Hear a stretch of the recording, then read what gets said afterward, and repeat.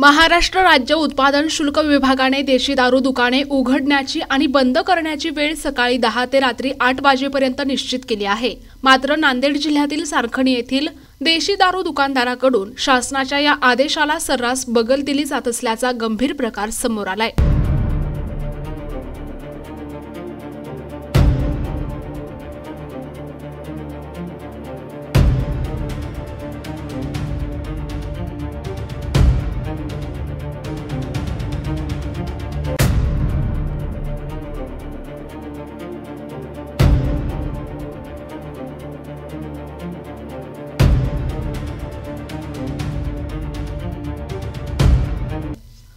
हा दुकानदार आपल्या मनमानी दादागिरीने पहाटे 5 वाजेपासून ते रात्री 11 ते 12 वाजेपर्यंत खुलेआम देशी दारू दुकान चालवतो। या देशी दारू दुकान मालकाने काही गुंड वृत्तीचे लोक पाळे असून तो देशी दारूची दामदुपटीने विक्री करतो। त्याला कोणी विरोध केल्यास दुकान मालक भाडोत्री गुंडांकडून मारहाण करायला लावतो। अशा अनेक घटना लोकांसोबत घडल्या आहेत। तसेच तालुक्यातील अनेक ठिकाणी असलेल्या देशी दारू दुकानाच्या बोर्डावर रजिस्ट्रेशन नंबर, वेळेचा फलक आणि भावफलक न लावता मनमानीने दुप्पट भावाने विक्री करून तळीरामांकडून लूट केली जात आहे।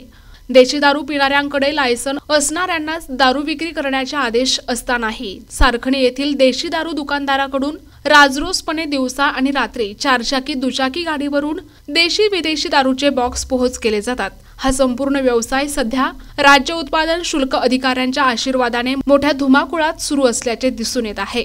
याशिवाय पर्यावरणाचे नुकसान करणाऱ्या प्लास्टिकला हद्दपार करण्यासाठी राज्य सरकारने प्लास्टिक बंदी लागू केली। यासाठी दंडात्मक कारवाई निश्चित केलेली असतानाही या देशी दारू दुकानदारांनी प्लास्टिक ग्लास, रिकाम्या बाटल्या आणि पाऊचचा सर्रास वापर सुरू केलाय। हे प्लास्टिकचे पाऊच आणि ग्लास रस्त्यावर खुलेआम फेकले जातात, ज्यामुळे सर्वत्र दुर्गंधी वाढली आहे। त्याचप्रमाणे ठिकठिकाणच्या देशी दारू दुकानात कुठल्याही प्रकारचे शौचालय किंवा पिण्याचे शुद्ध पाणी नसल्यामुळे तळीरामांचे आरोग्य धोक्यात आले आहे। अशा मुजोर गुंड प्रवृत्तीच्या दुकानदारांवर वरिष्ठ अधिकाऱ्यांनी लक्ष देऊन तातडीने कठोर कारवाई करण्याची मागणी परिसरातून जोर धरत आहे। प्रतिनिधी सचिन जाधव, NTV न्यूज मराठी, नांदेड।